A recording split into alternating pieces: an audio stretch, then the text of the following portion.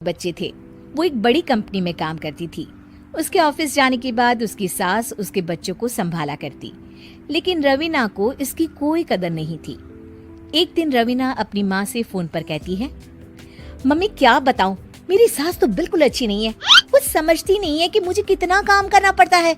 एक तो ऑफिस तक का लंबा सफर और फिर 9 घंटे लगातार काम। बैठे बैठे तो मेरी पीठ अकड़ जाती है। खुद तो सारा दिन घर में मजे करती है, जब मन करा सोए, जब मन किया खाए। तभी उसकी सास वहाँ आ जाती है। अच्छा माँ, मैं बाद में आपको फोन करती हूँ। जी मम्मी जी, कोई काम है क्या आपको? क्या हुआ? रवीना बहू, सारा दिन तो तू ऑफिस के मजे लेती है, लेकिन यहाँ ये बच्चे मुझे आराम भी नहीं करने देते। मेरी तो तबीयत खराब हो रही है। तो आपको लगता है कि मैं दफ्तर में मौज करती हूँ? आपको क्या समझाऊं, छोड़िए। माँ, काम करना भी जरूरी है। मजबूरी नहीं होती तो मैं खुद ही अपने बच्चों को देख लेती। अब आज तो छुट्टी है ना, आज तो कम से कम घर का काम कर ले। बहू काम शुरू करती है। बच्चे के साथ काम करना उसके लिए असंभव हो जाता है।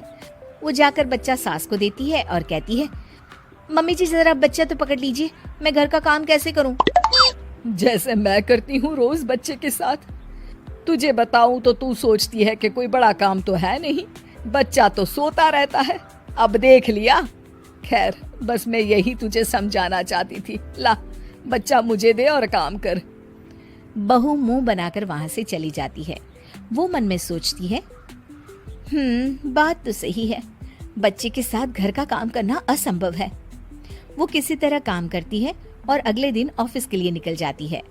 ऑफिस में उसकी सहेली उससे कहती है, यार तू तो बड़ी लकी है, तुझे तेरी सास खाना बना कर देती है, बच्चे भी देखती है और तुझे किसी बात की चिंता भी नहीं होने देती। अरे क्या लकी, बदले में मैं उन्हें पूरी कमाई जो दे देती हूँ और अपने बच्चे से दूर रहती हूँ वो अलग। हर किसी को ना दूसरे की प्लेट में ज्यादा घी दिखता है। जा अपना काम कर।